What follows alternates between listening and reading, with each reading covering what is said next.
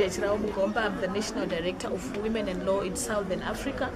When we look at the SADC region around child marriages, we notice that in SADC we do have similar problems and similar issues. We have economic challenges, we have cultural practices, we have religious practices, and all these are fueling child marriages in all these countries. And when you note in terms of the legal framework, we do have good legal frameworks in most of the SADC countries. We have progressive constitutions in most of the SADC countries, but the problem now comes when we look at implementation.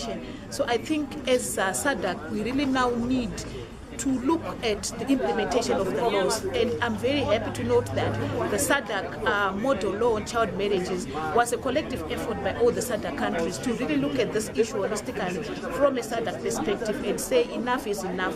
What do we need to do to put in place a framework that will ensure that we no longer have child marriages in the SADC region? How this can involve the community so that we all come together to end child marriages?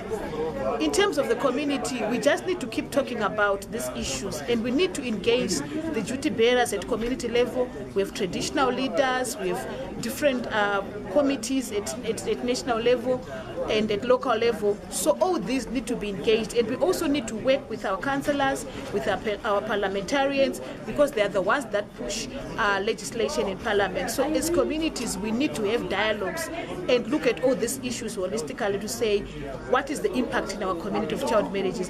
What can we collectively contribute as a community to end child marriages? And I think if we work together as communities, we'll also be able to work with the duty bearers. And when we work with the duty bearers, the councillors, and especially the parliamentarians, we ensure that these issues are now discussed in parliament, and ultimately we will see a change so that we actually have specific laws that address child marriages.